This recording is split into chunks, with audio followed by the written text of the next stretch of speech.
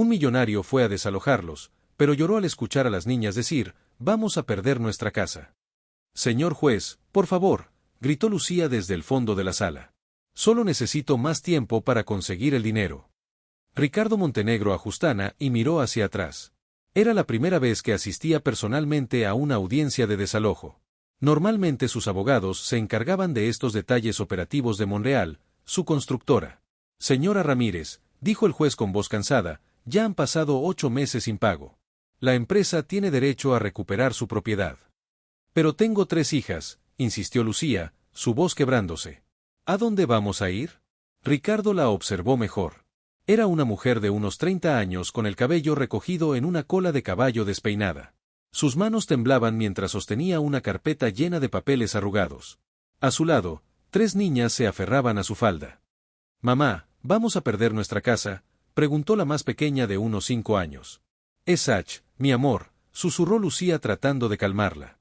«Tengo hambre», dijo la niña con voz baja, pero en el silencio de la sala todos la escucharon. Esas 3 palabras pegaron a Ricardo como un puñetazo en el estómago. Había escuchado miles de excusas, súplicas y amenazas en sus 20 años de negocio inmobiliario, pero algo la voz vacía de esa niña lo descolocó completamente. El abogado de Monreal se levantó. «Su señoría, la empresa ha sido más que paciente. La señora Ramírez no ha cumplido con ninguno de los planes de pago propuestos». «Eso es mentira», estalló Lucía. «Les mandé emails pidiendo renegociar 3 veces. Nunca me contestaron». Ricardo frunció el ceño. Eso no sonaba bien. Él personalmente había establecido un protocolo para responder todas las solicitudes de renegociación en 48 horas. «¿Tiene prueba de eso?», preguntó el juez. Lucía revolvió nerviosamente su carpeta y sacó unas hojas impresas. «Aquí están los emails con fecha y todo». El juez revisó los documentos mientras Ricardo sentía cómo le subía el calor al cuello. Si era verdad que no habían respondido. Alguien en su empresa había metido la pata muy feo. «Señora Ramírez», continuó el juez, «aunque estos emails son válidos, el hecho es que no se ha realizado ningún pago en 8 meses. La ley es clara». «Por favor», murmuró Lucía, «solo necesito un mes más. Conseguí trabajo en el hospital público. Ya me confirmaron el puesto». La niña del medio, de unos 7 años, levantó la mano tímidamente. «Señor juez, mi mamá vende dulces afuera de la escuela para darnos de comer. Trabaja mucho». Ricardo se removió incómodo en su asiento. Nunca había visto a los deudores como personas reales. Para él eran números en hojas de Excel, casos que se resolvían con firmas y sellos. «El fallo es a favor de Monreal», anunció finalmente el juez. «La familia Ramírez tiene 10 días para desocupar la propiedad». «No», gritó Lucía, pero inmediatamente se tapó la boca al ver que sus hijas la miraban asustadas. La más pequeña empezó a llorar en silencio. La del medio abrazó a su hermana mayor, que intentaba mantenerse fuerte, pero tenía los ojos llenos de lágrimas. Ricardo se quedó paralizado viendo esa escena. Toda su vida había tomado decisiones frías, calculadas, pensando solo los números, pero ahí estaba, viendo cómo una familia se desmoronaba por una decisión que él había avalado sin siquiera pensarlo 2 veces. Cuando todo el mundo empezó a salir de la sala, Ricardo se acercó lentamente a Lucía. «Disculpe, señora», dijo sin saber muy bien qué decir. Lucía lo miró con una mezcla de sorpresa y desconfianza. «¿Usted es el dueño de Monreal?». «Sí, soy Ricardo Montenegro». «Entonces, usted es quien va a echarnos a la calle», respondió Lucía cargando a su hija menor. Ricardo se quedó sin palabras. Por primera vez en años no tenía una respuesta lista. No tenía un argumento de negocios que lo justificara. «Mire, yo revisaré su caso personalmente», murmuró. «¿Para qué?», preguntó Lucía con amargura. Ya se decidió todo. Las 3 niñas miraron a Ricardo con curiosidad, sin rencor, solo con esa mirada inocente que tienen los niños cuando no entienden por qué el mundo de los adultos es tan complicado. «Vamos, niñas», dijo Lucía, tomando la mano de las 2 mayores. «Tenemos que empacar». Ricardo las vio salir de la sala y se quedó ahí parado, sintiéndose extrañamente vacío. Por primera vez en su carrera, una decisión de negocios le había tocado algo muy profundo que prefería mantener enterrado. Ricardo llegó a su oficina en el piso 20 del edificio más caro de la ciudad, pero no podía concentrarse. La imagen de esas 3 niñas no se le quitaba de la cabeza. Especialmente la voz de la más pequeña. «Tengo hambre. Tráeme el expediente completo de Lucía Ramírez», le dijo a su secretaria. «¿El caso del desalojo de hoy?», preguntó ella sorprendida. ¿No era algo que ya estaba resuelto? Solo tráemelo. Cuando tuvo la carpeta en sus manos, Ricardo empezó a revisar cada documento. Lucía había comprado la casa hace 3 años con un enganche del 20% que había pagado completo. Los primeros 2 años, todos sus pagos llegaron puntualmente hasta el día exacto. Los problemas empezaron hace 10 meses cuando dejó de pagar de golpe. Ricardo revisó más a fondo y encontró algo que lo hizo sentir incómodo. En el expediente había una nota médica del Hospital General. Paciente internada por apendicitis complicada. Tiempo estimado de recuperación, 6 semanas. La fecha coincidía exactamente con el primer pago que faltó. ¿Por qué nadie me enseñó esto antes?, murmuró. Siguió leyendo y encontró los 3 emails que Lucía había mencionado en el tribunal. El primero era de hace 6 meses. Estimados señores de Monreal, me llamo Lucía Ramírez, contrato número 4587B. Tuve una operación de emergencia y no pude trabajar por 2 meses. Ahora ya estoy mejor y conseguí un trabajo de medio tiempo. ¿Podrían ayudarme a reestructurar mi deuda? Puedo pagar 300 pesos mensuales mientras me estabilizo. Gracias. El segundo email era de Tiar meses después. Hola, soy Lucía Ramírez otra vez. No he recibido respuesta de mi email anterior. Ahora estoy trabajando en 2 lugares y puedo pagar 400 pesos al mes. Por favor, no me quiten la casa. Tengo 3 hijas pequeñas y no tenemos a dónde ir. El tercer email era de apenas un mes atrás. Por favor, alguien contéstenme. Estoy desesperada. Conseguí trabajo de noche limpiando oficinas y también vendo dulces en la escuela de mis hijas. Puedo juntar 500 pesos mensuales. Solo necesito que me den una oportunidad. Ricardo sintió cómo se le apretaba el pecho. Esta mujer no era una deudora irresponsable. Era alguien que había luchado con uñas y dientes para no perder su casa. Marcó a su gerente de cobranza. Carlos, ¿por qué nunca respondieron los emails de Lucía Ramírez? ¿Cuál Lucía Ramírez?, preguntó Carlos confundido. Contrato 4C 587B. Te mandó 3 emails pidiendo renegociar. Ah, esa pues porque tenemos política de no renegociar después de 3 meses de atraso. Tú mismo estableciste esa regla, Ricardo, pero ella tenía razones médicas válidas. Eso no es. En nuestro protocolo. Nosotros solo vemos números. ¿Se paga o no se paga? Ricardo colgó sintiéndose como un idiota. Había creado un sistema tan frío y automático que no dejaba espacio para las circunstancias humanas. Mientras tanto, del otro lado de la ciudad, Lucía estaba en su pequeña cocina preparando dulces para vender al día siguiente. Sus hijas hacían la tarea en la mesa del comedor, que también era la mesa donde ella trabajaba, comía y a veces planchaba ropa. Mami, ¿es verdad que nos vamos a mudar?, preguntó Sofía. La de 7 años. Todavía no sé, mi amor, respondió Lucía, tratando de mantener la voz tranquila. Pero si pasa, va a estar bien. Siempre nos las arreglamos, ¿verdad? ¿Vamos a seguir yendo a la misma escuela?, preguntó Ana, la mayor de 9 años. Lucía no supo qué responder. La verdad era que no tenía idea de dónde iban a vivir. Su hermana ya le había dicho que no podía recibirlas porque su esposo no quería más bocas que alimentar. Sus padres habían muerto cuando ella era joven. Vamos a buscar la manera, mi amor. Siempre lo hacemos. La más pequeña, Carmen, levantó la vista de su dibujo. Mami, el señor del traje nos odia. ¿Cuál señor del traje, chiquita? El que estaba en el juzgado, el que nos va a quitar la casa.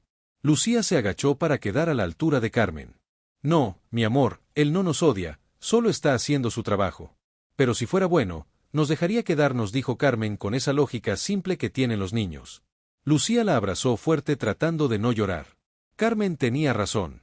Si Ricardo Montenegro fuera una buena persona, encontraría la manera de ayudarlas en lugar de echarlas a la calle. Esa noche, después de acostar a las niñas, Lucía se sentó en la pequeña sala y miró a su alrededor. Había pintado las paredes ella misma, de un amarillo alegre que a las niñas les gustaba. En una esquina estaba el librero que había armado con tablas y ladrillos. No era gran cosa, pero era su hogar. Se acostó de días, tendría que empacar toda su vida y la de sus hijas en unas cuantas cajas. No sabía que a esa misma hora Ricardo Montenegro estaba despierto en su pentuce, leyendo una y otra vez los emails que ella había mandado, sintiendo por primera vez en años que había tomado una decisión de la que se avergonzaba profundamente. Ricardo no pudo dormir esa noche. A las 6 de la mañana ya estaba en su auto manejando sin rumbo fijo por la ciudad. Sin darse cuenta, terminó en el barrio donde vivía Lucía. Era un área que conocía bien por los mapas y reportes de ventas, pero nunca había pisado personalmente. Las calles eran angostas, con casas pequeñas, pero bien cuidadas. No era el barrio más pobre de la ciudad, pero tampoco era precisamente clase media. Encontró la casa de Lucía fácilmente. Era la única con un cartel de próximo desalojo pegado en la puerta. Ricardo estacionó su BMW a media cuadra y observó. La casa era pequeña, pintada de amarillo, con una reja de hierro que había visto mejores días. En el pequeño patio delantero, las tres niñas jugaban con muñecas hechas de trapos y botellas de plástico. Ana, no. «Corras tanto que te vas a caer», gritó Lucía desde el patio trasero. Ricardo bajó del auto y se acercó lentamente. Desde la calle podía ver a Lucía colgando ropa en un tendedero improvisado. Tenía puesto un delantal viejo y el cabello recogido con una liga. «Buenos días», dijo Ricardo deteniéndose frente a la reja. Lucía volteó sorprendida. Al reconocerlo, su expresión cambió de sorpresa a desconfianza. «¿Qué hace aquí, señor Montenegro?» Las tres niñas dejaron de jugar y se acercaron curiosas. «Vine a ver la propiedad», mintió Ricardo sin saber qué más decir. «¿Para qué ya es suya? En 8 días nos vamos». Ricardo observó a las niñas. La más pequeña, Carmen, lo miraba sin miedo, como si fuera un vecino cualquiera.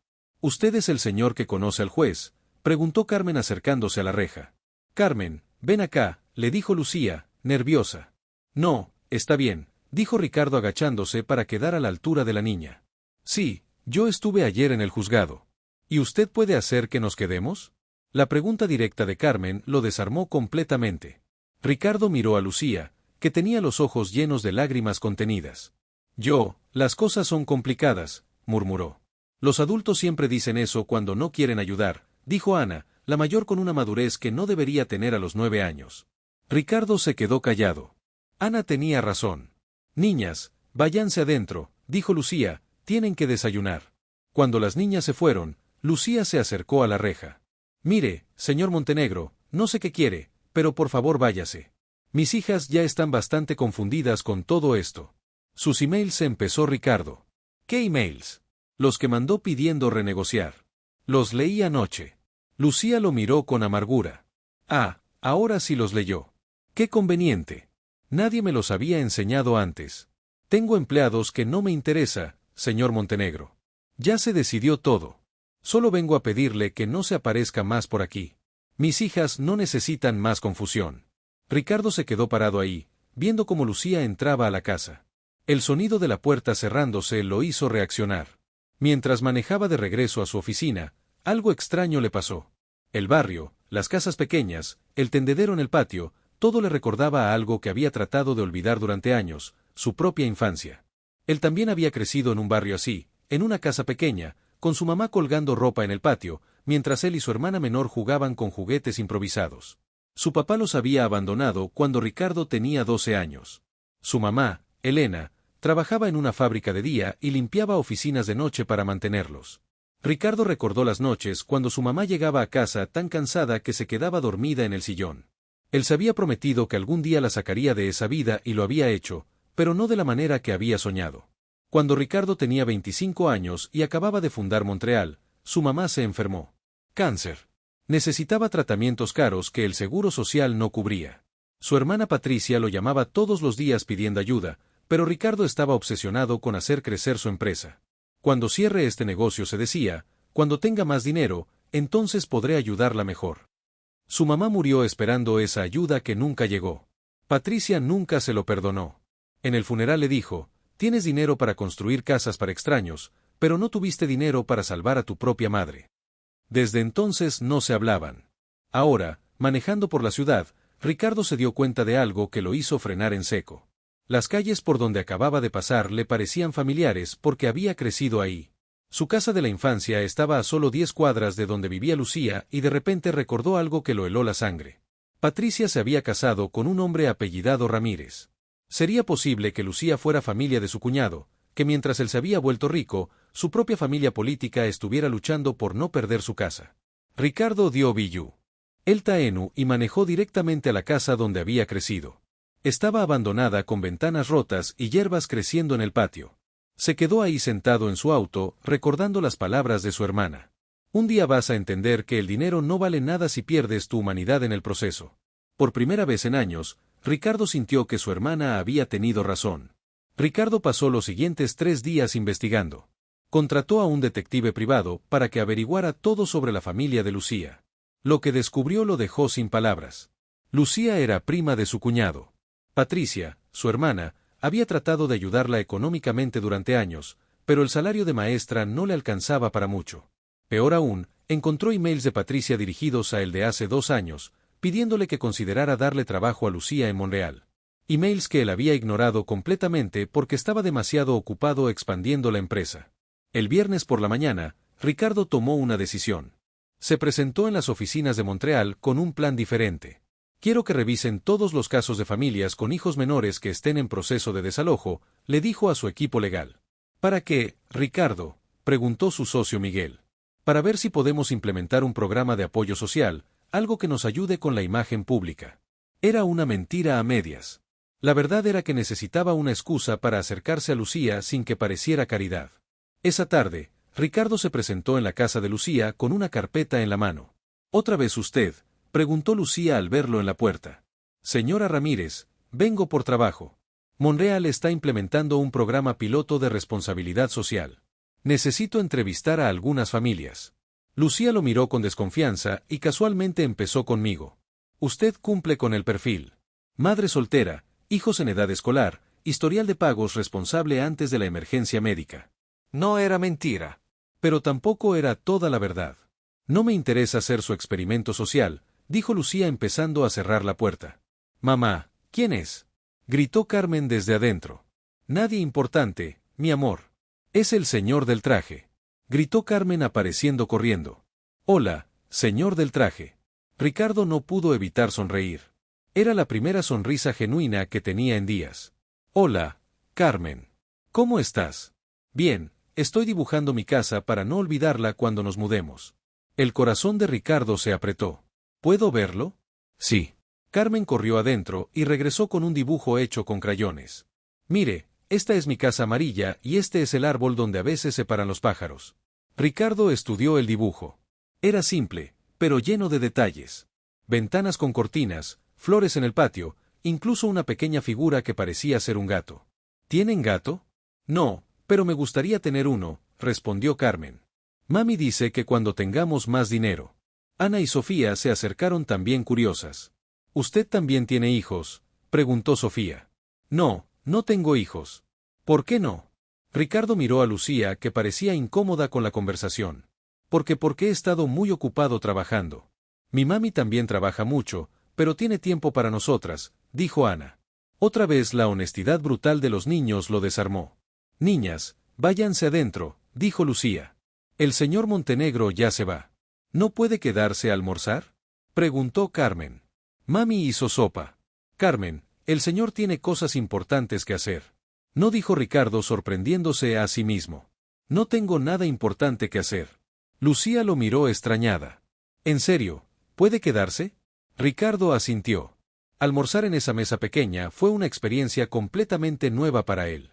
Las niñas hablaban al mismo tiempo contándole sobre la escuela, sus maestras, sus amigas. Lucía había hecho sopa de verduras con pollo, simple, pero deliciosa. ¿Le gusta cocinar, señor Montenegro?, preguntó Ana. No sé cocinar nada, admitió Ricardo. Normalmente como en restaurantes, o pido comida a domicilio todos los días. Preguntó Sofía asombrada. Sí, todos los días. Qué triste, dijo Carmen. La comida de mami es la más rica del mundo. Ricardo miró a Lucía, que se había sonrojado un poco. Seguramente tienes razón, Carmen. Después del almuerzo, las niñas insistieron en enseñarle sus juguetes. Ricardo se encontró sentado en el piso de la pequeña sala, viendo cómo Ana le explicaba el juego de la comidita con platos de plástico y comida de mentira. ¿Quieres ser el papá que llega del trabajo?, preguntó Carmen. La pregunta lo tomó por sorpresa. Miró a Lucía, que estaba lavando los platos en la cocina. No sé cómo se hace eso, dijo honestamente. Es fácil, explicó Sofía. Nada más llega y dice, hola, familia, ya llegué. Y luego nos abraza. Ricardo sintió algo extraño en el pecho. Por primera vez en su vida se preguntó cómo se sentiría llegar a casa y que alguien se alegrara de verlo. Hola, familia, ya llegué, dijo, sintiéndose un poco ridículo. Las 3 niñas corrieron a abrazarlo riéndose. En ese momento, Ricardo entendió algo que nunca había experimentado. La felicidad no tenía que ver con el dinero, tenía que ver con momentos como este, sentado en el piso de una casa pequeña, siendo abrazado por 3 niñas que apenas lo conocían, pero que lo trataban como si fuera parte de su familia. Cuando se despidió esa tarde, Carmen le dijo, «Va a volver mañana, señor del traje». Ricardo miró a Lucía, que evitaba su mirada. «Si su mamá me deja así, mamá, ¿puede volver?», preguntó Carmen. Lucía suspiró. «Ya veremos, mi amor». Pero Ricardo notó que por primera vez ella no había dicho que no. El lunes por la mañana, Ricardo llegó a su oficina con una extraña sensación de urgencia. Solo quedaban 5 días para el desalojo y aún no había encontrado una solución legal sólida. «Miguel, necesitamos hablar», le dijo a su socio en cuanto llegó. «¿Sobre qué?». «El caso Ramírez. Quiero suspender el desalojo». Miguel lo miró como si hubiera perdido la cabeza. «¿Estás loco? Ya ganamos en el tribunal. Es dinero perdido, Ricardo. Hay irregularidades en el proceso. No respondimos sus emails de renegociación. Eso no es ilegal. Es política de la empresa. Pues vamos a cambiar esa política». Miguel se cruzó de brazos. «Los otros socios no van a estar de acuerdo. Tenemos inversionistas que esperan resultados, no experimentos sociales». Antes de que Ricardo pudiera responder, su secretaria entró. «Señor Montenegro, tiene una junta de consejo en 10 minutos». La junta fue un desastre. Cuando Ricardo mencionó la posibilidad de crear excepciones para casos como el de Lucía, los 5 socios se pusieron furiosos. «¿Desde cuándo Montreal es una fundación de beneficencia?», preguntó Roberto Villareal, el socio más antiguo. «No es beneficencia, es responsabilidad social corporativa, es estupidez corporativa», respondió Elena Sandoval, la única mujer del consejo. «Si empezamos a hacer excepciones, todos van a querer renegociar. Este es un caso especial». La señora tenía razones médicas válidas.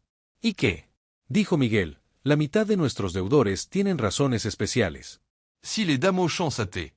O2, quebramos en 6 meses». Ricardo se quedó callado. Sus socios tenían razón desde el punto de vista de negocios, pero él ya no podía pensar solo en números. «Voy a revisar personalmente el caso», dijo finalmente. «Si encuentro irregularidades legales, vamos a suspender el desalojo». «Ricardo», dijo Roberto con tono de advertencia, «tú fundaste esta empresa, pero ya no eres el único dueño. No puedes tomar decisiones unilaterales que afecten las ganancias de todos». El mensaje era claro. Si insistía con esto, podían sacarlo de la presidencia. Esa tarde Ricardo tuvo que hacer algo que detestaba, ir personalmente a entregar la notificación final de desalojo. Llegó a la casa de Lucía a las 4 de la tarde. Las niñas estaban en la escuela y Lucía estaba en el patio empacando cosas en cajas de cartón. «Señora Ramírez», dijo Ricardo parado frente a la reja. Lucía levantó la vista. Al ver el sobre amarillo en sus manos, entendió inmediatamente para qué había venido. «Es la notificación final, ¿verdad?». Ricardo asintió, sintiéndose como el peor ser humano del mundo. 5 días, dijo entregándole el sobre.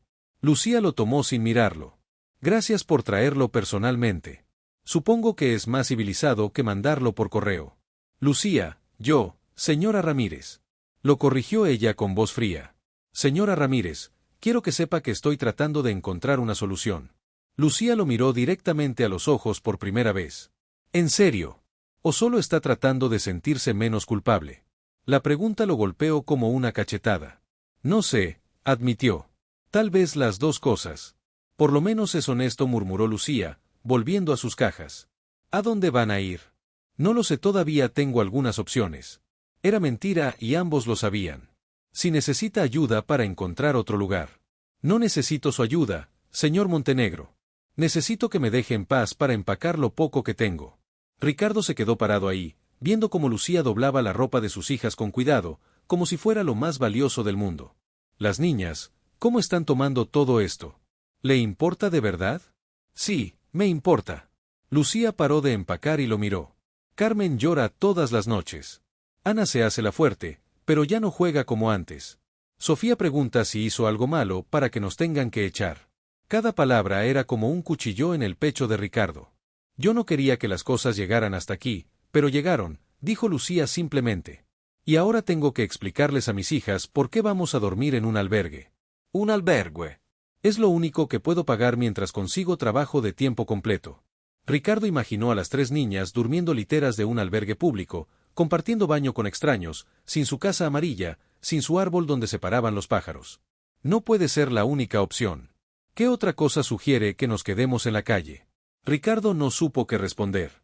Esa noche, por primera vez en años, Ricardo manejó hasta el cementerio donde estaba enterrada su madre. Se quedó parado frente a la tumba, recordando todas las veces que ella le había dicho: mi hijito, el dinero va y viene, pero la conciencia tranquila es lo único que realmente importa. No sé qué hacer, mamá, murmuró. Si ayudo a Lucía, pierdo mi empresa. Si no la ayudo, pierdo algo que no sabía que tenía. El viento movió las hojas de los árboles, pero no le dio ninguna respuesta. Al día siguiente, cuando llegó a su oficina, encontró un sobre en su escritorio. Era una carta escrita a mano por Carmen. Señor del traje, gracias por almorzar con nosotras. Fue divertido jugar comidita. ¿Puede cuidar nuestra casa cuando nos vayamos? No quiero que se sienta sola. Ricardo se quedó mirando el dibujo que venía con la carta. Él, vestido de traje, parado frente a la casa amarilla, sonriendo. En ese momento supo que tenía que hacer algo sin importar las consecuencias. Ricardo pasó toda la noche despierto en su oficina revisando contratos, leyes de propiedad y precedentes legales. A las 5 de la mañana encontró lo que estaba buscando. Los documentos originales del terreno donde estaba la casa de Lucía tenían irregularidades. La escritura había sido transferida a Montreal a través de una empresa fantasma que ya no existía. Técnicamente, la cadena de propiedad tenía un eslabón roto. Era suficiente para pedir una suspensión judicial. A las 7 de la mañana, Ricardo llamó a su abogado personal, no al de la empresa. Fernando, necesito que presentes una petición de emergencia hoy mismo. ¿Para qué caso? Ramírez contra Montreal. Quiero suspender el desalojo por irregularidades en la escritura. Ricardo, ¿estás seguro? Esto va a crear un precedente muy complicado para la empresa. Estoy seguro. Tus socios saben de esto, ¿no? Y por ahora va a seguir así. A las 9 de la mañana, Ricardo entró a la oficina y se encontró con Miguel esperándolo. ¿Dónde estuviste toda la noche? Tu secretaria dice que no saliste del edificio trabajando. ¿En qué? En encontrar una solución para el caso Ramírez. Miguel suspiró. Ricardo, ya hablamos de esto. Los socios van a tener que entenderme, interrumpió Ricardo. Encontré irregularidades en la escritura original. ¿Qué tipo de irregularidades? Ricardo le explicó lo que había descubierto. Miguel se puso pálido. Estás diciendo que hemos estado vendiendo propiedades con títulos defectuosos. Solo algunas, pero suficientes para crear problemas legales serios. ¿Y tu plan es qué? ¿Cefesar públicamente que tenemos problemas con nuestros títulos? ¿Sabes lo que eso le haría al valor de la empresa? Mi plan es hacer lo correcto. Miguel lo miró como si no lo reconociera. ¿Quién eres tú y qué hiciste con Ricardo Montenegro? Antes de que Ricardo pudiera responder, su secretaria entró corriendo. Señor Montenegro, hay una junta de emergencia del consejo. Ahora mismo. Los 5 socios ya estaban sentados en la sala de juntas cuando Ricardo entró. Sus caras no prometían nada bueno. Siéntate, Ricardo, dijo Roberto Villarreal con voz fría. Nos enteramos de que contrataste a Fernando Méndez para presentar una petición contra nuestra propia empresa, dijo Elena Sandoval. ¿Cómo se enteraron? El secretario del juzgado es amigo mío, respondió Roberto. Me llamó esta mañana para preguntarme si sabía que nuestro propio CEO estaba demandándonos. Ricardo se quedó callado. ¿Es cierto? Preguntó Miguel. Sí, te volviste loco, gritó Elena. ¿Estás saboteando tu propia empresa? Estoy corrigiendo un error. Estás destruyendo 20 años de trabajo, dijo Roberto poniéndose de pie. Si admitimos que tenemos problemas con nuestros títulos, van a llover las demandas. Vamos a quebrar. No vamos a quebrar. ¿Vamos a hacer las cosas bien por una familia de moros? Preguntó Carlos, el gerente de finanzas. ¿Estás dispuesto a arriesgar 200 empleos por 3 niñas que ni siquiera conocías hace una semana? La pregunta se quedó flotando en el aire. Sí, respondió Ricardo finalmente. Estoy dispuesto. Se hizo un silencio total en la sala. Entonces, no te conocemos, dijo Miguel. El Ricardo Montenegro que yo conocía nunca ha puesto sentimientos por encima de negocios. Tal vez ese Ricardo Montenegro estaba equivocado. Roberto se aclaró la garganta. Ricardo, tienes 2 opciones. O retiras esa petición y seguimos como si nada pasó. O el Consejo vota para removerte de la presidencia. Es una amenaza. Es un hecho. Respondió Elena. Tenemos las acciones suficientes para sacarte. Ricardo los miró uno por uno. Eran personas con las que había trabajado durante años, con las que había construido Montreal desde cero. Pero también se dio cuenta de que nunca realmente los había conocido como personas, solo como socios comerciales. Entiendo, dijo finalmente, pero no voy a retirar la petición. Entonces tendré que convocar a votación, dijo Roberto. Hazlo. La votación fue rápida y unánime. 4 votos contra 1. Ricardo Montenegro ya no era el CEO de Montreal. Tienes hasta el viernes para limpiar tu oficina, le dijo Miguel evitando mirarlo a los ojos. Ricardo asintió y salió de la sala. En su oficina se quedó sentado viendo por la ventana hacia la ciudad, que había ayudado a construir. Su secretaria entró con una caja vacía. ¿Necesita ayuda para empacar, señor Montenegro? No, gracias. No tengo muchas cosas personales aquí. Era verdad. En 20 años su oficina nunca había tenido fotos familiares, recuerdos o cualquier cosa que no fuera estrictamente profesional. Su teléfono sonó. Era Fernando, su abogado. Ricardo, tengo buenas noticias. El juez aceptó la petición. El desalojo está suspendido indefinidamente mientras se investigan las irregularidades en la escritura. Gracias, Fernando. ¿Estás bien? Suena raro. Acabo de perder mi empresa por esta petición. Sí. ¿Te arrepientes? Ricardo pensó en Carmen dibujando su casa amarilla, en Ana haciéndosela fuerte, en Sofía preguntando si había hecho algo malo, en Lucía empacando con dignidad las pocas cosas que tenía. No, respondió, no me arrepiento. Esa tarde Ricardo manejó hasta la casa de Lucía. Ella estaba sentada en los escalones del patio, viendo cómo sus hijas jugaban por última vez en su casa. Señora Ramírez, la llamó desde la reja. Lucía levantó la vista, sorprendida de verlo. Viene por las llaves. Vengo a decirle que puede quedarse. El desalojo está suspendido. Lucía lo miró sin entender. ¿Qué significa eso? Significa que esta sigue siendo su casa. Por primera vez, desde que la conocía, Lucía lloró. Lucía se quedó paralizada por un momento, las lágrimas corriendo por sus mejillas. Las niñas, que habían escuchado la conversación, dejaron de jugar y se acercaron corriendo. ¿Qué pasa, mami? ¿Por qué lloras? Preguntó Carmen abrazando las piernas de su madre. ¿Es algo malo? Preguntó Sofía con miedo en la voz. Ana, la mayor, miró a Ricardo con desconfianza. ¿Qué le dijo a mi mamá? Les dijo que nos podemos quedar, murmuró Lucía tratando de controlar las lágrimas. No nos van a quitar la casa. Las 3 niñas gritaron de alegría y empezaron a saltar. No nos vamos, cantaba Carmen girando en círculos. ¿En serio, señor del traje? Preguntó Sofía. No es mentira. No es mentira, respondió Ricardo. Su casa va a seguir siendo su casa. Ana se acercó a la reja y lo miró directamente a los ojos. ¿Por qué cambio de opinión? Era una pregunta que Ricardo no sabía cómo responder a una niña de 9 años. ¿Por qué? Porque a veces los adultos nos equivocamos y tenemos que corregir nuestros errores. ¿Y usted se equivocó con nosotras? Sí, Ana, me equivoqué mucho. Ana asintió como si eso fuera una respuesta satisfactoria para ella. ¿Quiere entrar?, preguntó Lucía secándose las lágrimas. Creo que le debo un café por lo menos. Ricardo aceptó. Era extraño estar en esa casa sabiendo que ahora las cosas habían cambiado. Las cajas que Lucía había estado empacando seguían ahí como recordatorio de lo cerca que habían estado del desastre. No entiendo cómo pasó, dijo Lucía mientras preparaba café en la pequeña cocina. Esta mañana me dijeron que tenía que desocupar mañana, y ahora me dice que puedo quedarme. Encontré problemas con la escritura original de este terreno. El juez suspendió el desalojo mientras se investiga. Eso significa que fue ilegal desde el principio. Significa que hay dudas sobre la legalidad del proceso. Lucía lo miró con curiosidad, y usted mismo encontró esos problemas. Sí. ¿Por qué usted podría haber ignorado todo esto y ya? Ricardo se quedó callado por un momento, viendo cómo las niñas jugaban en el patio, fingiendo que empacaban y desempacaban sus muñecas. Porque conocí a sus hijas, dijo finalmente, y me di cuenta de que no quería ser la clase de persona que le quita la casa a 3 niñas. Eso le va a traer problemas en su trabajo. Ricardo sonrió amargamente. Ya me trajo problemas. Me quitaron de la presidencia de la empresa esta mañana. Lucía se quedó boquiabierta. ¿En serio? ¿En serio? ¿Y no se arrepiente?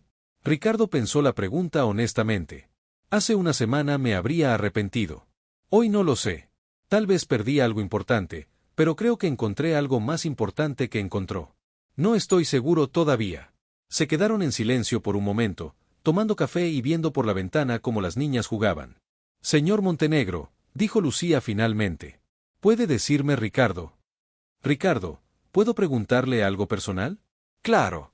¿Usted tiene familia? Tengo una hermana, pero no nos hablamos desde hace años. ¿Por qué? Ricardo le contó sobre su madre, sobre cómo había estado tan ocupado construyendo su empresa, que no había tenido tiempo para ayudarla cuando se enfermó. Patricia, mi hermana, nunca me perdonó. Decía que me había vuelto demasiado frío, que había cambiado el amor por el dinero.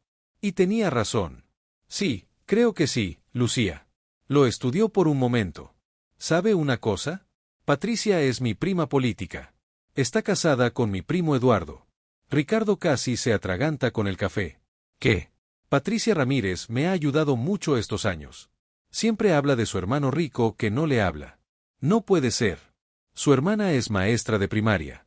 Tiene el cabello castaño y usa lentes. Sí. Ustedes se conocen. Ella fue quien me recomendó para el trabajo en el hospital y quien me prestó dinero para el enganche de esta casa. Ricardo se quedó sin palabras. Su hermana había estado ayudando a Lucía mientras él trataba de quitarle la casa. Ella no sabe que usted es el dueño de Monreal, ¿verdad? Preguntó Lucía. No creo. Usamos apellidos diferentes para los negocios.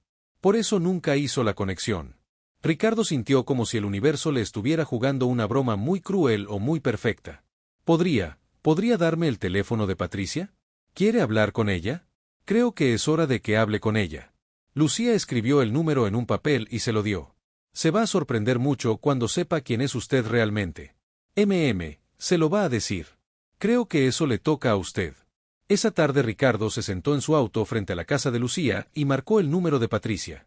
Su corazón latía tan fuerte que pensó que se le iba a salir del pecho.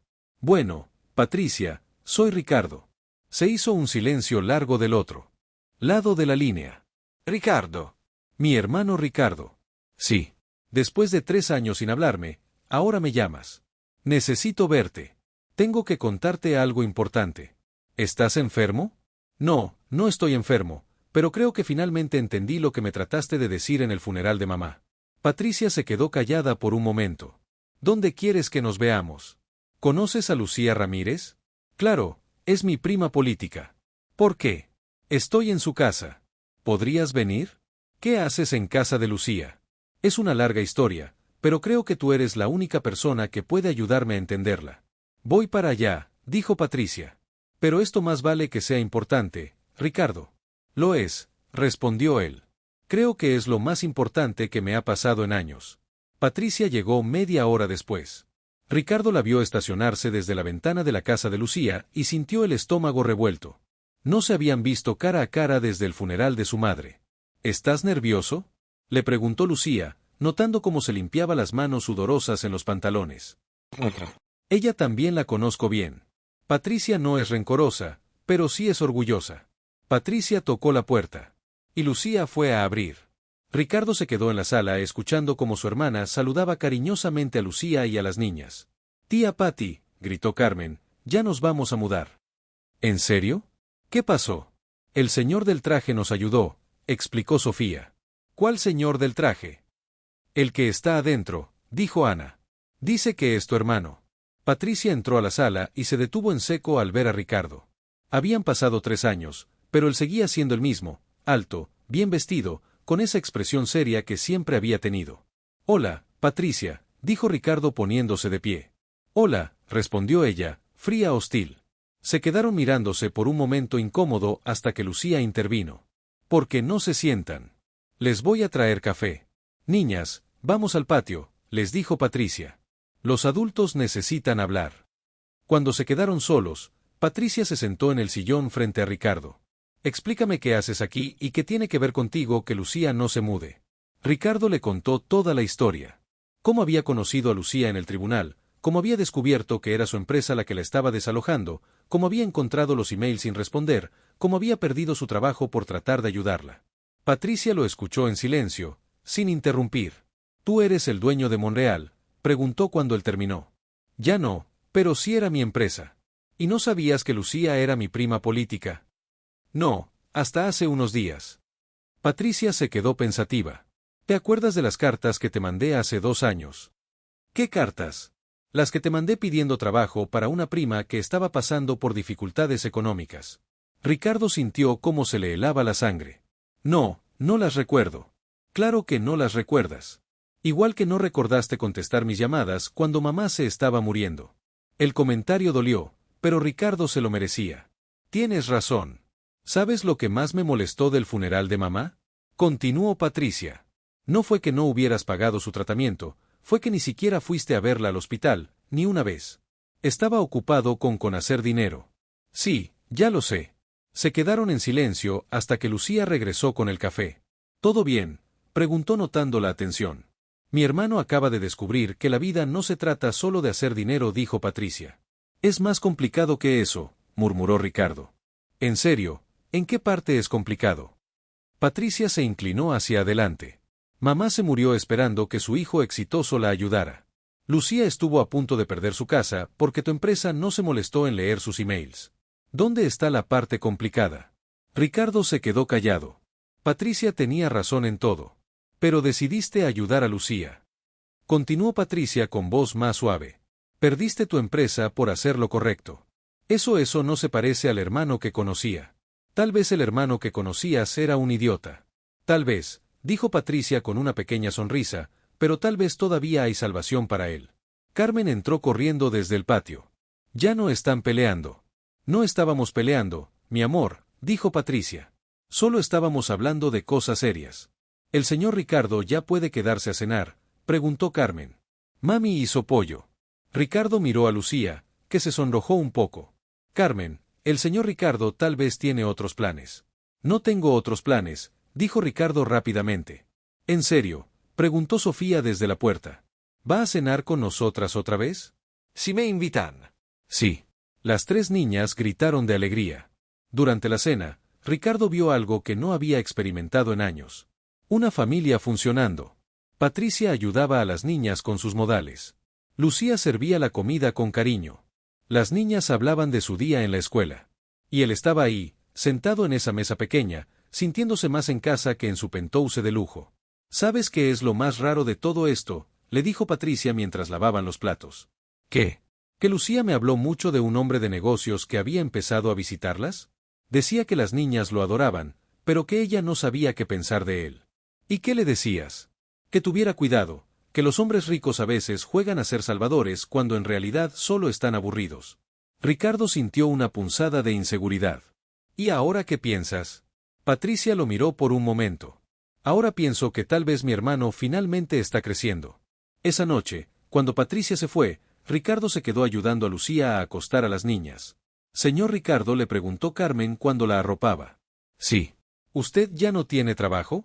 No, ya no tengo trabajo. ¿Está triste? Ricardo pensó la pregunta honestamente, un poquito, pero también estoy aliviado. ¿Qué significa aliviado? Significa que me siento mejor, como cuando te quitas zapatos que te aprietan mucho. Carmen asintió como si entendiera perfectamente. ¿Va a conseguir trabajo nuevo? Sí, voy a conseguir trabajo nuevo. Uno que no le apriete. Ricardo sonrió. Sí, uno que no me apriete. Cuando salió de la casa esa noche, Lucía lo acompañó hasta la reja. Gracias, le dijo. ¿Por qué? Por todo. Por salvar nuestra casa, por ser bueno con las niñas, por enseñarme que todavía hay gente buena en el mundo. Yo no soy buena gente, Lucía.